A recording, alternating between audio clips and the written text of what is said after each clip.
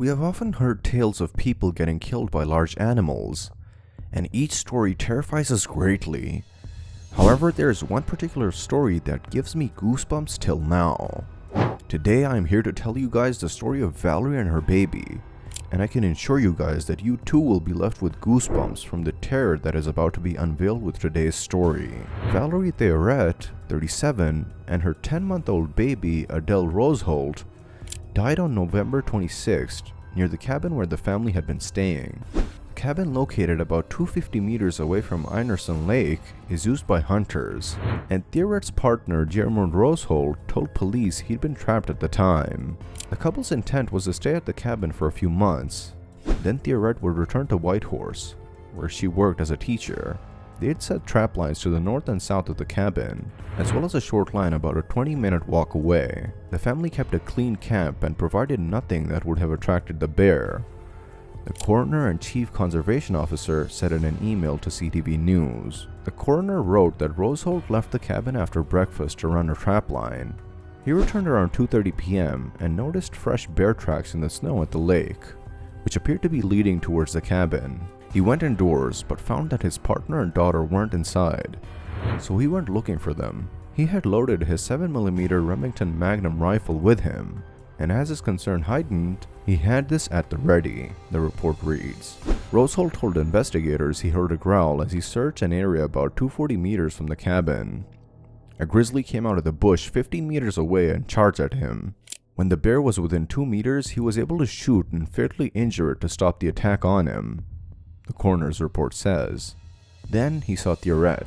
She was lying near where the bear had fallen and was no longer alive. Remains of the baby were located nearby, but were barely recognizable.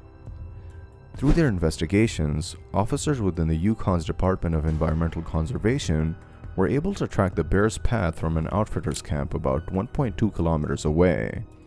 It appeared the bear followed a snowmobile trail to the cabin, headed towards a creek, then wandered back.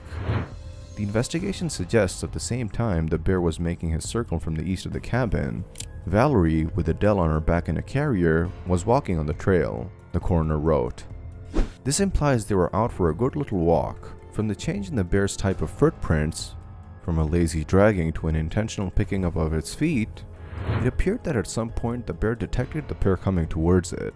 The footprints suggest the bear moved off the trail and under the branches of a spruce tree, waited for their approach, then attacked. A necropsy was performed on the bear and determined the 18-year-old male was shot multiple times. The bear was emaciated and would not have been capable of hibernation given its complete lack of body fat, the report says. Given its condition and the scarcity of food at the time of the year, the bear likely would not have survived the winter. Because of this, he saw the two human beings as a good source of intake for his hunger. Poor Valerie was on maternity leave, as she was a teacher and couldn't get any other off. She deemed this to be the most perfect family vacation with her little new one. However, the nice family vacation turned into a horror story for the rest of the world, and changed her husband's life forever, as he will never be able to overcome the trauma of losing his wife and 10-month-old to such a tragic death.